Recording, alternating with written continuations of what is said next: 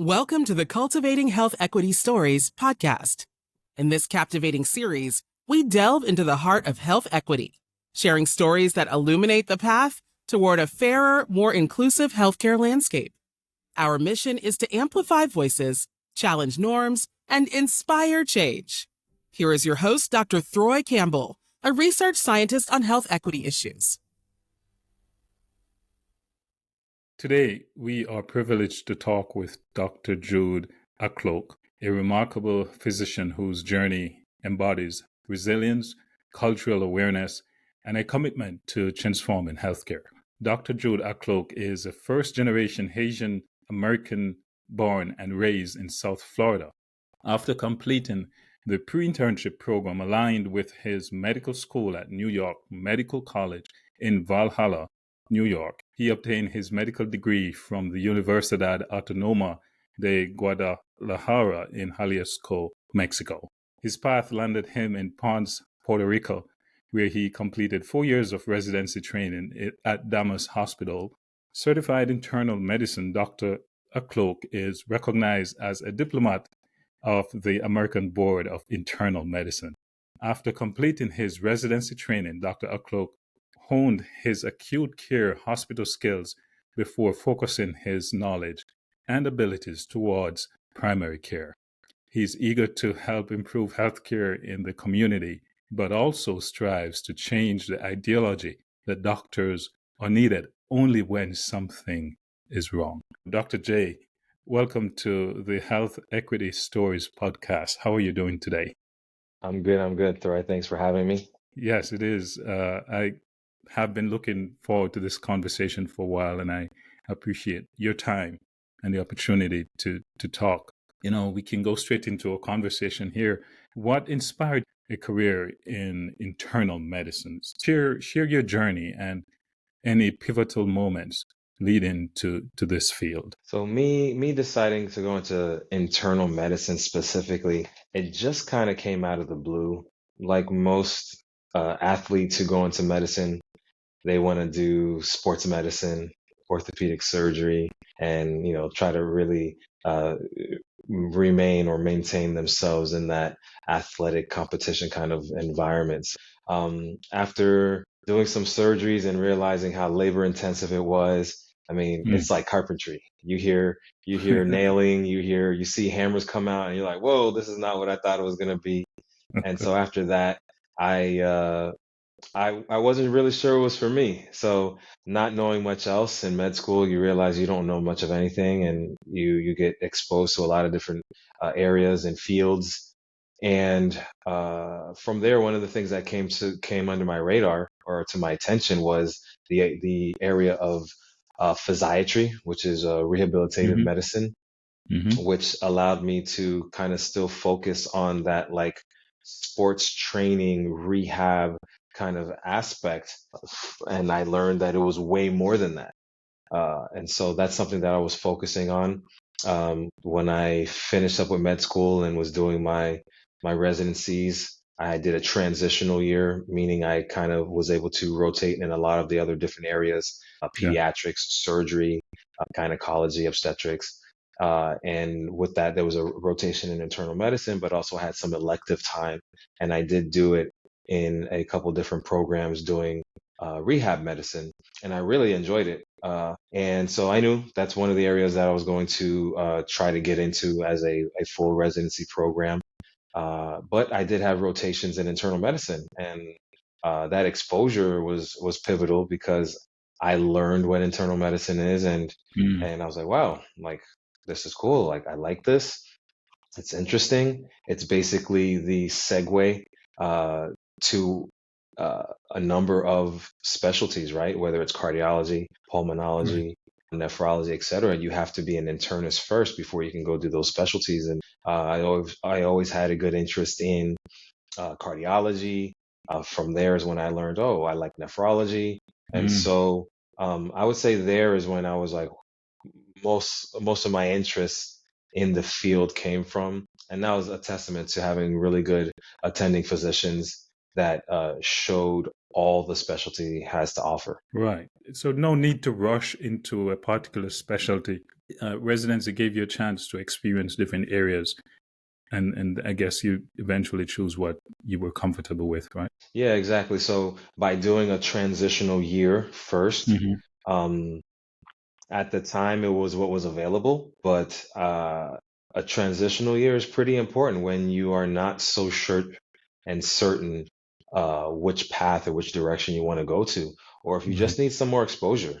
Even if right, you say, okay, I've always liked doing cardiology, but I have no choice. I'm going to rotate through surgery or rotate through pediatrics. I've seen people change their minds because, they were touched and experienced some things in the right way at the right time with a right. specific attending physician, and they ended up switching ideas, roles were passed completely. Yeah. I'm going to try to probe along all things equity, line. During medical school, was there an encounter perhaps with a patient or patients that probably reinforced or kind of emboldened your drive for being in medicine? So medical school in particular, it was interesting, right? I did medical school in Mexico. Right. And so we had our semester rotations, usually at least 2 weeks in different areas, and usually very poor, underserved rural areas. Hmm. Hmm. And those experiences were a lot to see how people live, to really understand what it means to have nothing. People with you know no paved roads outside their homes, little to no changes of clothing, things like Jordans and sneakers, those things are taken for granted. And Right. so that experience was like, okay, this is really where people step up to help others, Right. especially when there's a clear discrepancy in resources and what's available. Right. So I think just the med school experience overall, it definitely gave me a newfound respect, newfound understanding, and really pushed me to understand what's the role of someone trying to be a physician in general. But Right. it was just a lot different there under the circumstances. And I'm thinking, in med school, you stick to the science, and however, when you encounter those who are from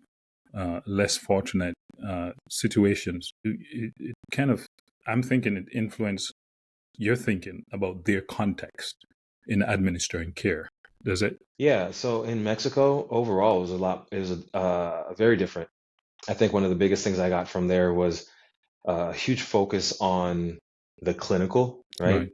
You may not always have access to, MRIs and X-rays and Mm, fancy mm, labs and ultrasounds, etc. So there was always, and we had a class actually, if I recall, I don't know if it was daily, at least once a week, where it yeah. was a clinical class. And that's how we learned to do a full clinical exam, what it meant to not only ask permission or let the patient know what you were going to do, but why you're going to do it. And then the know-how or the procedures on, palpating an abdomen, Hmm. listening to, someone's chest, heart, lungs, and air fields, lung fields. And so that was a big emphasis because they don't have the Yeah. technology always available, especially when you're in a random clinic in the middle of Tequila, Mexico, Right. Right. which was, literally not too far from where we were in Guadalajara. I did Right. a rotation there.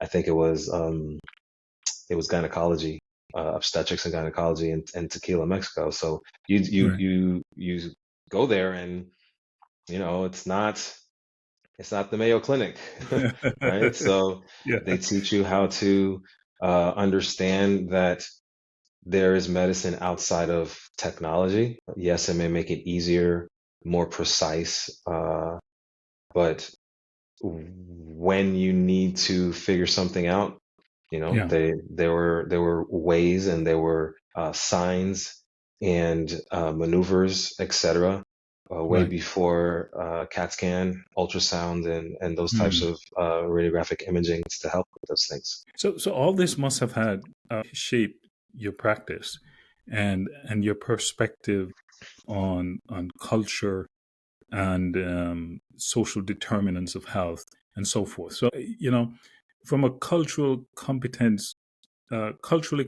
care perspective, understanding patients' cultural beliefs, their values and practices is essential. Do you find it to be essential, especially here where you now practice? Yeah, absolutely. So I would say even more so than medical school, my experiences in Puerto Rico were bigger because in medical school, uh, at least for where we were, Mhm. it's a lot more learning. But in Puerto Rico, when I was a resident, when I had jobs to do, when I was, responsible for patients, that's where I got a lot more, still high emphasis on the clinical, Mhm. tons of attendings, super brilliant and masterful in how they diagnosed, masterful in how they would order labs and their approach to these people, these patients, not just simply someone who is sick and a room number and a bed number, but really Right. trying to figure out what's going on and how to help them. These are people who a lot of times never been to the doctor, and this is their first time seeing a medical professional, right? Mm. And you are then uh, in charge of telling them that they have heart failure or they have cancer. And, a lot of them would say, oh, this is the reason why I never wanted to go to the doctor because, they never want to Mm. know that they're sick, right? And they kind of Mm. ignore the signs and the symptoms of things that are going on. So in Puerto Rico, I definitely got a, a larger sense in why I was in medicine. Right. And I know I'm pushing a little here because you know we have a diverse background. You're in Florida, South Florida, and we have individuals from all different countries. I imagine in your office today, you might see someone from Puerto Rico, from another country, and they do you think it's important to kind of understand the person's background?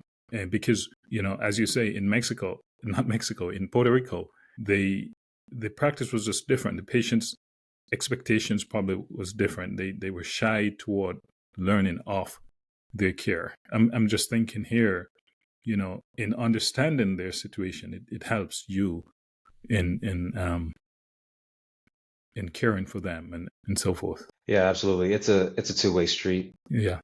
If Yeah. so, I've worked prior to opening this office, I worked in the hospitals for about 6 years.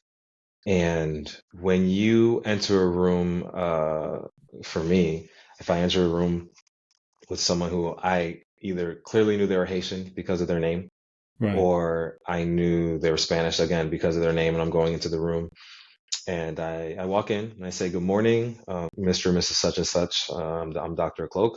And if I get kind of like a blank look, then I know, okay, now there's a Yeah. language barrier, right? What are we gonna Right. do about this? Okay. So then I Right. ask, okay, you speak Creole, or in Creole or in Spanish, you speak Spanish, and they hear the accent and like, okay, and then their face changes, right? Mm. It's a clear sense of relief. Hmm. And if you could take just for one moment, imagine your concerns or how scared you would be, how vulnerable you would feel if you went on vacation to Thailand and Mm. you got ill and you were in a hospital bed and you could not do anything else. You couldn't get up and go to the airport or whatever because you felt so sick. And the doctor comes in their native language asking you, you know, Yeah. Mr. Campbell with an accent, Yeah. and all you could understand was Campbell, and they're trying to tell you that, you know, this is what you have or this is what you don't have. You would look puzzled, confused, worried. Of What am course. I going to do? I don't know Of if course. how bad this is. Am I living? Am I dying? But then they switched to completely perfect English. The relief that you would Yeah. feel, Yeah. I mean, I couldn't imagine, right? So when I am able to speak to them in their language, I mean, their face changes, and a lot of times, let's say they have already been in the hospital for 2, 3 days, it's the first day that they actually understand what's going on. Yeah. Yeah. So research says that it takes up to the third generation. So an immigrant comes over, third generation, to completely acculturate to the new society. And I believe that goes for one's health practices and health beliefs. I've used this example before. What I think is best to treat a fever, someone from Thailand, to call on the country you just mentioned, might not believe that a certain medication treats is the appropriate treatment for fever. So how important it is to understand that people might have different health beliefs and practices. Yeah, agreed. So that's the difficult part, right? Yeah. You go to med school. For me, it's in a different country, right? Right. But what doesn't change based off the country you're in is physiology, right? Mm. The human body is the human body, whether you're in Mexico, Thailand, Jamaica, Russia. Physiology is physiology. So that's the one benefit, the one thing that it doesn't change, and it's something that you can learn now. Medications and whatnot can change, but what we are bound by here is our medical system, our different specialty societies and Hmm. boards and guidelines. Hmm. Now, with that being said, guidelines, just like the word says, they're supposed to guide you towards a certain thought process or way of thinking. Right. They are not written rule and law that are etched in stone, like the Ten Commandments, right? So Yeah. Yeah. I think that that's something that is open for interpretation, but a lot of the decisions that we tend to make or not make are controlled by guidelines, because guidelines give us something to fall back on and Hmm. protect us as Right. as providers versus litigation. Right. And we are Right. in a we live in a country of litigation, that really can affect someone's comfort level on trying to help someone. We all Right. take that Hippocratic oath when we graduate med school, and the first thing is to do no harm. And Right. so, if you're really trying to do that, but also trying to uh, help someone to the best of your ability, but not in the back of your mind, but most of the times in the forefront, is how will I be liable?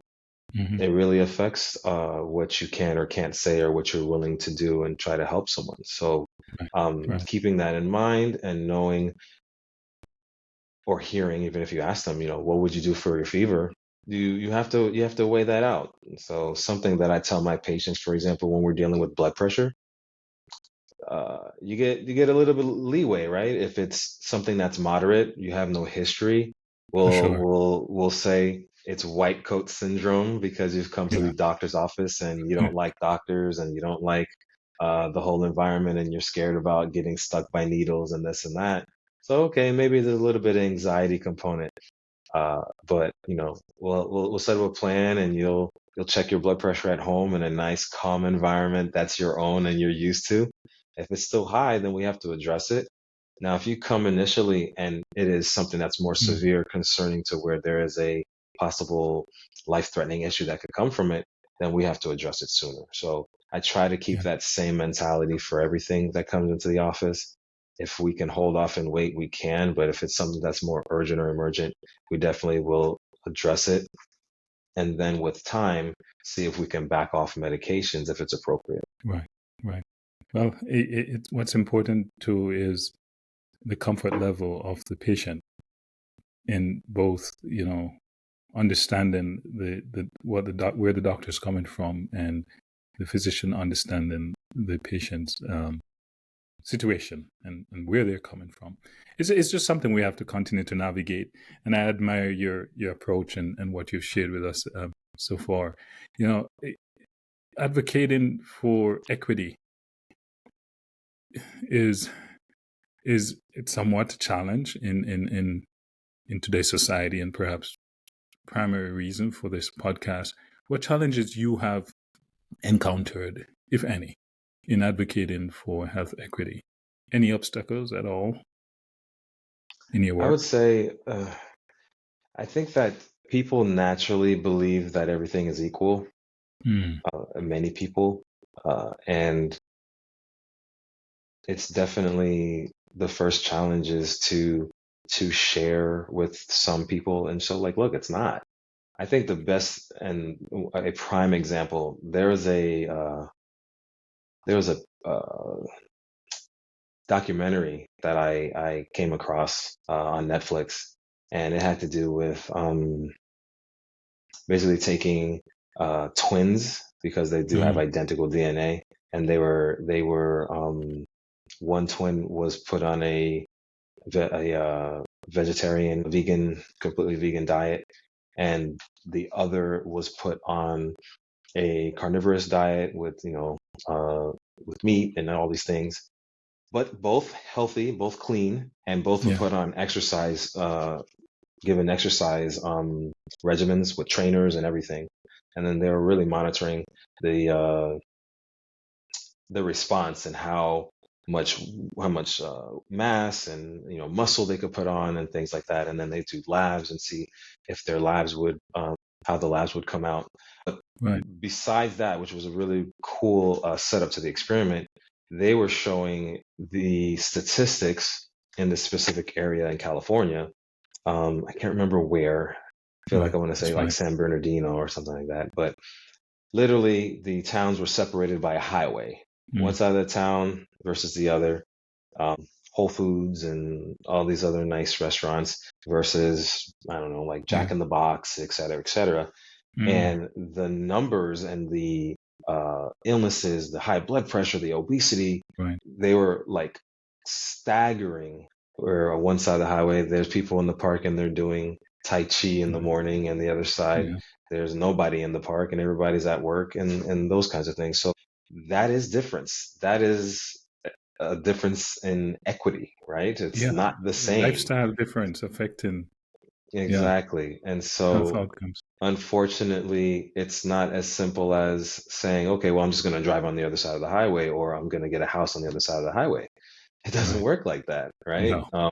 So that's just a simple example as how differences exist, and we've yet to come up with a clear, easy way to address those differences. But they exist. There are things that can be done, and one of which maybe the most important is education.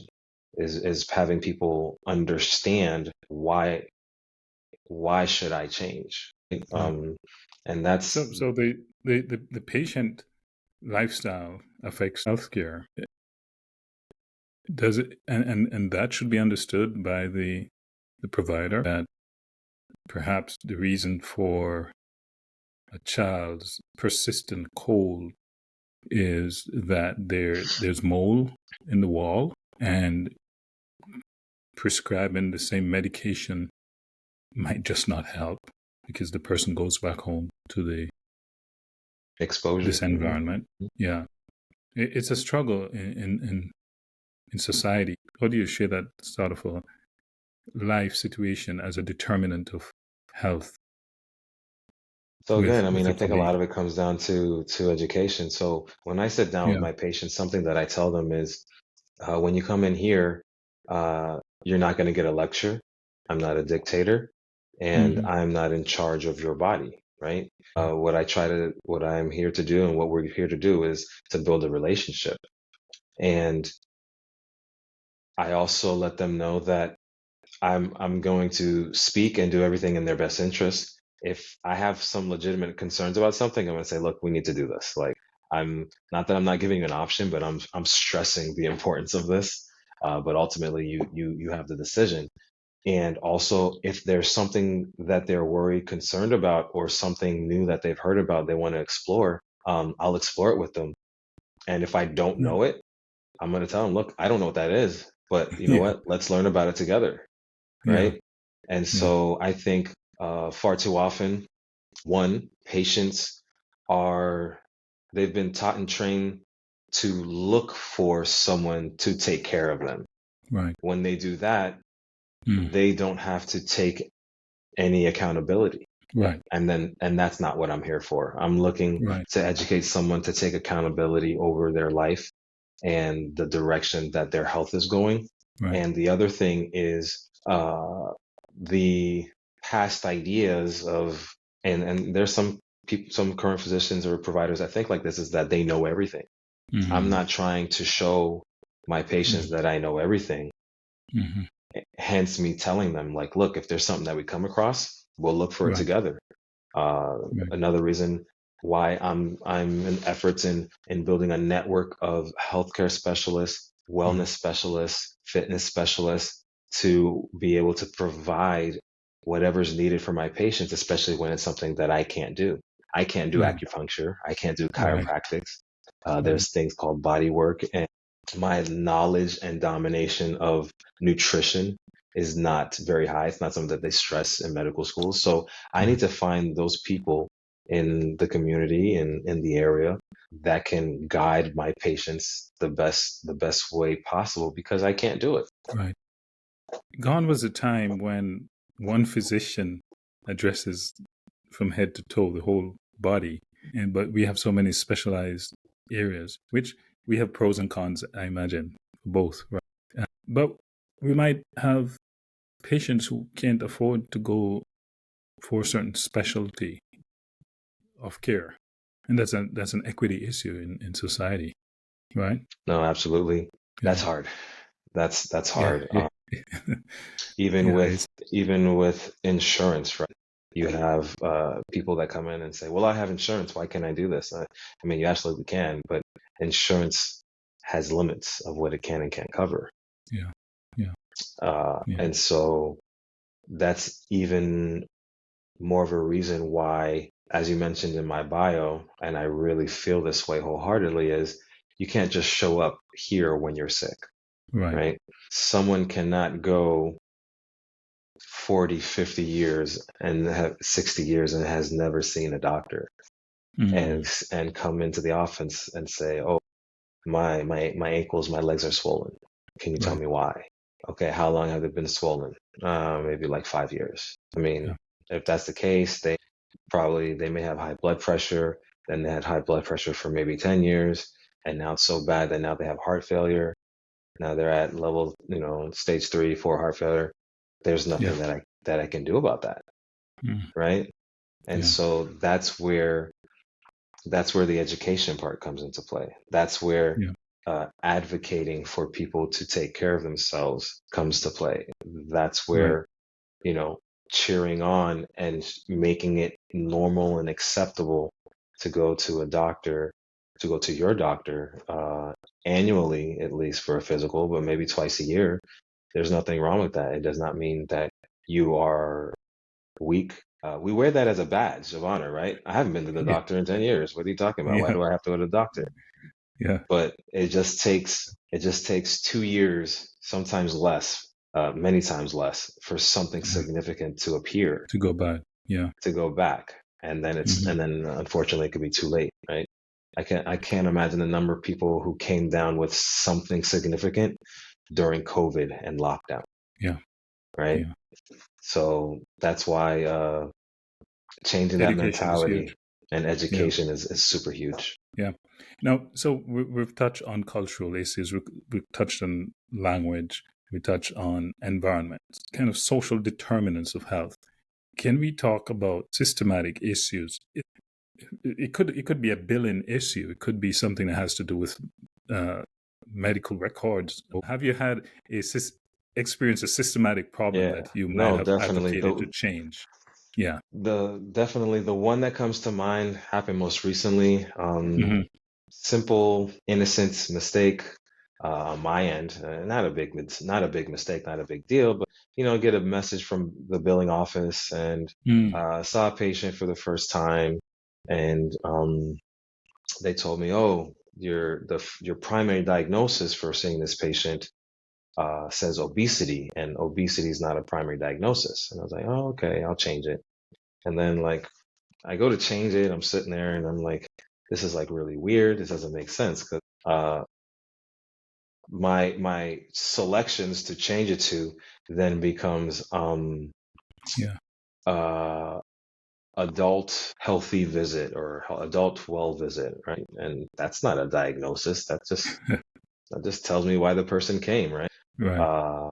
That and healthy up to according to them, right? I don't know them, I've never seen them, and they had never had labs drawn in maybe 3 years.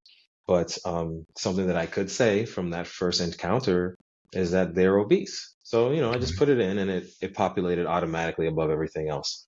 But it then dawned on me that if the incidence of obesity in the U.S. is 42%, and I believe the number is 65 to 75% of patients who have hypertension, high blood pressure, are obese. And Mm.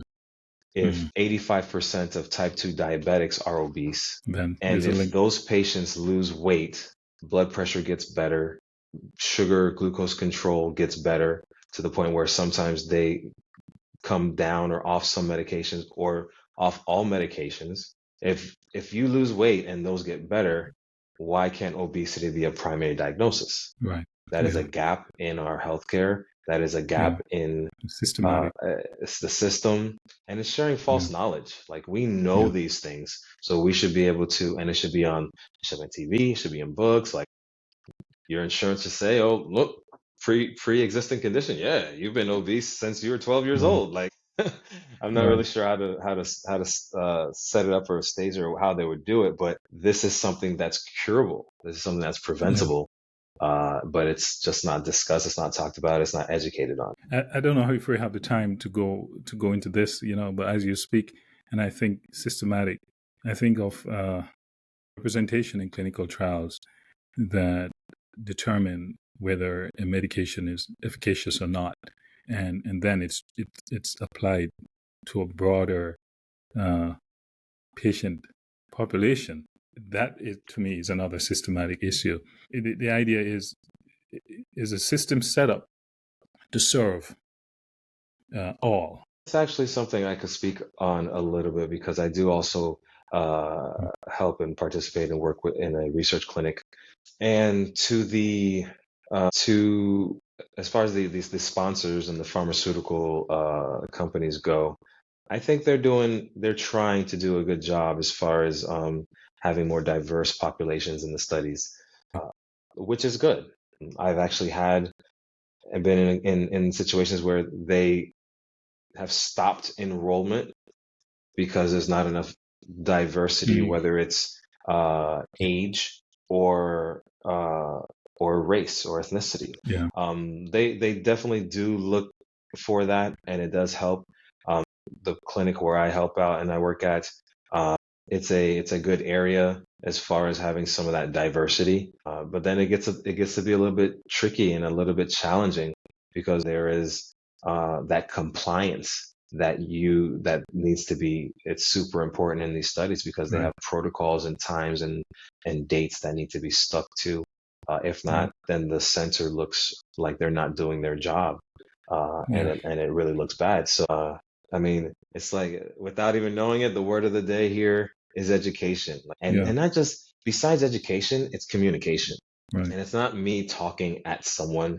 It's really figuring out what is the best way that someone understands. But We but think you that advocate for participation in clinical trials, right, by minorities, because we have a poor history of participation in clinical trials. How important is it for us to be participate in yeah, these it's trials? important. It's important, and it's understandable why one wouldn't want to get into a clinical trial.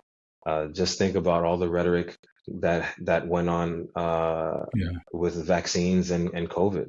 Right. Like, who in their right mind wants to take part in any kind of trial? That is where there needs to be more advocacy, more communication, and more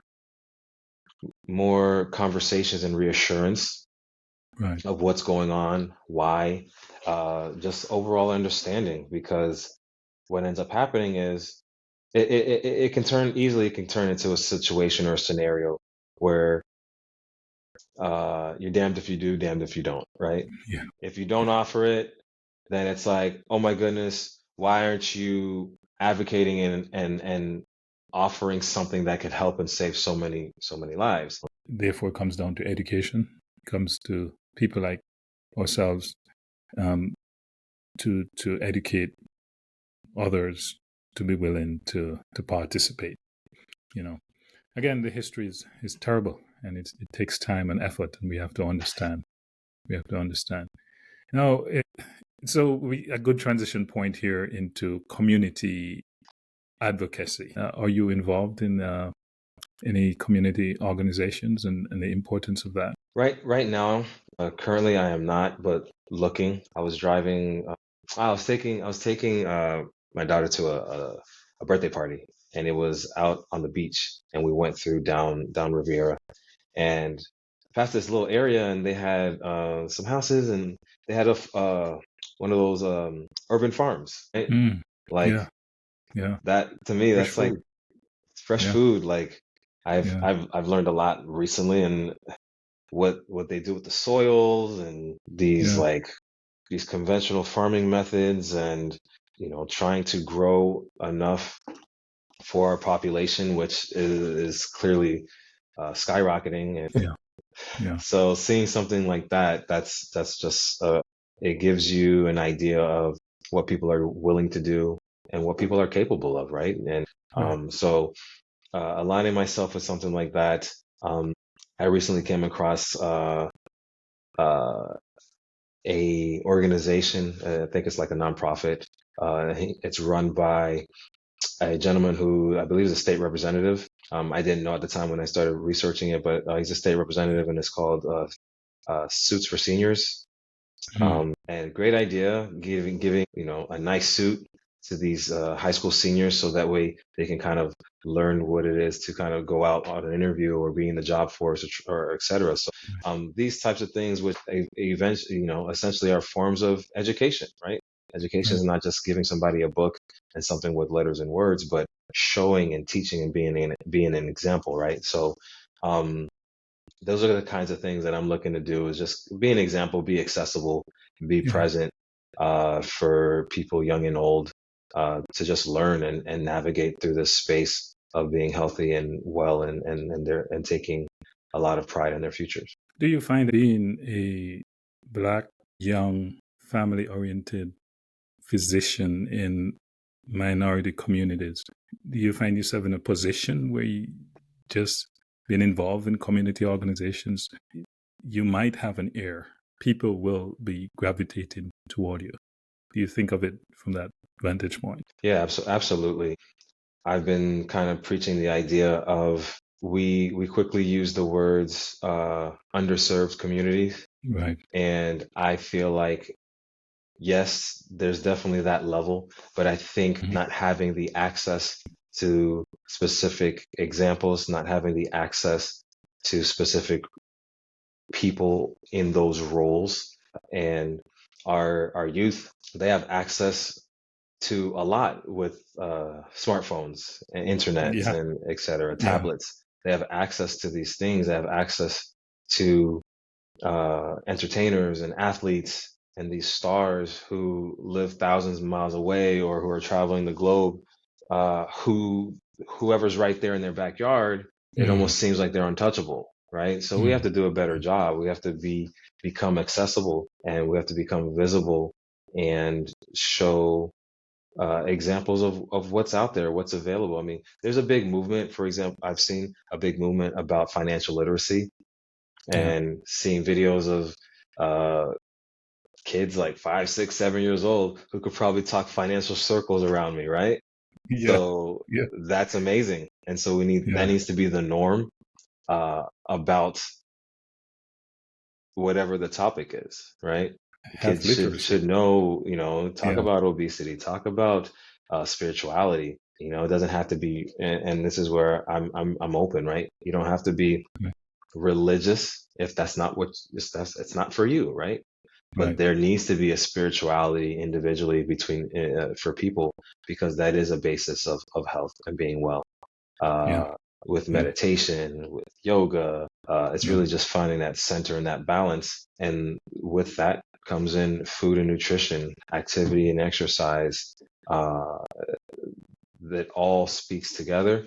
And the center of it all is is access, is experience, is education, and learning about Yeah.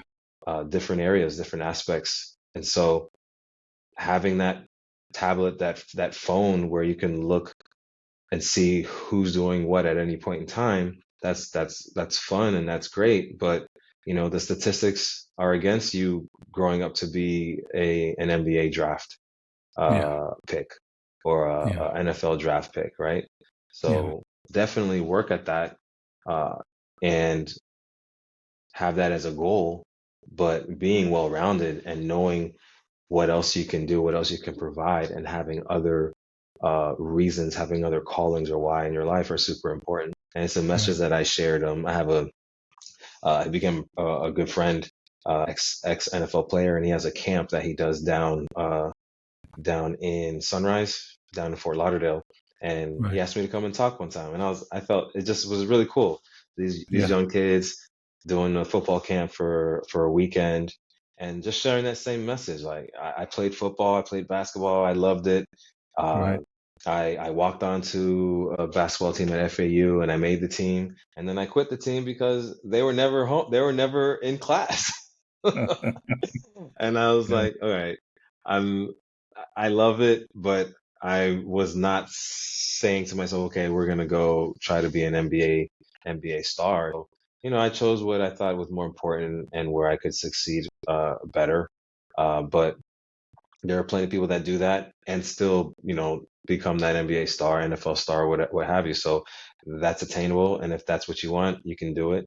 But I know even this gentleman, he has this camp. He had a good several years in the league, and he's super big into real estate, and he never thought that he would be, and he's always reading. That's something that shouldn't have to wait till after you fail or Right. after you complete Right. one part of your journey. You can start it now, and that's what we need to share with the kids. Yep. Yeah. Well, you're here as a living example, and we there's so many who are looking up to you as such an example. What advice do you have then for aspiring physicians, um, who and let's put the health equity on it.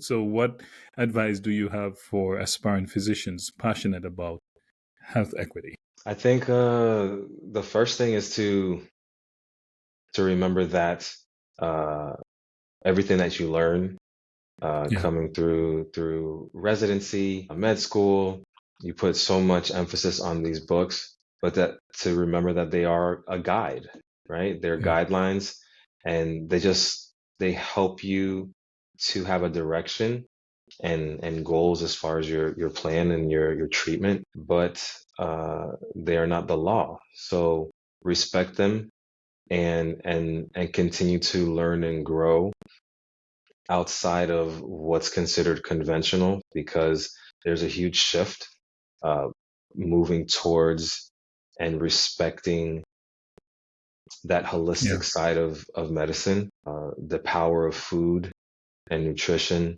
the importance of exercising and taking care of your physiology, and like I mentioned before, the spiritual aspects. Those parts are the foundations of medicine. I recently saw a physician. I think she's like 100 years old or 103 years Mm. old, and Yeah. she mentioned a lot of those things, that we get so tied up and caught up in technologic advancements that we ignore the fundamentals and the foundations of taking care of oneself and being healthy. And so with all that's been going on, I think that we've definitely lost lost track of the bare bones and the essentials of health. And so those things, those foundations, those are available to everybody, right? Right. Maybe especially the spirituality, right? You don't need anyone to be spiritual. You just need yourself, and you need to have maybe a quiet space and have those conversations. Exercise, you don't have to join a gym or CrossFit or Pilates gym or yoga to do exercise. Right. You need literally just your body. Calisthenics can knock anybody down to the floor doing push-ups, body squats, lunges, jumping jacks, pull-ups, crunches, sit-ups. That you can make the most complicated workout you could think of doing that. Yeah. So you don't need anything fancy. You don't need money for that. The most difficult out of all of them is nutrition and figuring out how to get access to whole, clean foods that have not been contaminated, right? And that is hard. That is tough. Yeah. But that starts with education. A box of cereal with who knows how many grams of sugar in a bowl of cornflakes. It's like sugar and milk, right? 3 spoons of rice and beans. Yeah, you can get full, but are you feeding your body? There's no nutritional value, right? So two of the three is not bad, but definitely work on that third and educating and how to make that a normal part of people's lives. Yeah. Dr. Jude, you have shared a lot of useful information with us today, but I'd like for you to tell how where you are at the moment. What's your community, and I'm going to add to the show notes. So we are our office, Obsidian Healthcare, located in Boynton Beach. We are at 3379 Woolbright Road. So that's on Woolbright Road, just east of Military Trail. Here Monday through Friday, just accepting patients, and the majority of commercial insurances, and doing the primary care thing, right? With a little twist, figuring how to kind of mesh the two, really looking to push into less conventional spaces, and that's going to take a little bit of time, but it's something that's definitely in the works and on the radar, because what we've been doing isn't enough. And there's a lot of movements and advancements, not just from a technology standpoint, but really looking to see how things are going and how things are functioning and how we can improve health, besides just doing what we've been doing, is putting a Band-Aid on things when they go wrong. So also can find me on Instagram, the Obsidian Doc, have a Facebook page. Not as active as I would like to be there, but those are the main places right now. And then looking to get more opportunities like this, to have great conversations with someone like you who's really trying to look out for the well-being of people. And I'm just happy that we've had this conversation. We really appreciate the time and the information you've shared with us today. No, awesome. Thoreau, I had a great time. It was definitely my pleasure. Don't stop doing what you're doing. It's super important to keep that platform, and that word equity is priceless and should not be understated. So thank you for having me on the show, and it was a privilege. Yeah, appreciate it. Thanks for your time. Thanks for listening to Cultivating Health Equity Stories. Remember, our mission is to amplify voices, challenge norms, and inspire change. Go to cultivatehealthequity.com, sign up on our email list, subscribe for future episodes, and find the resources mentioned in the show notes. Until next time.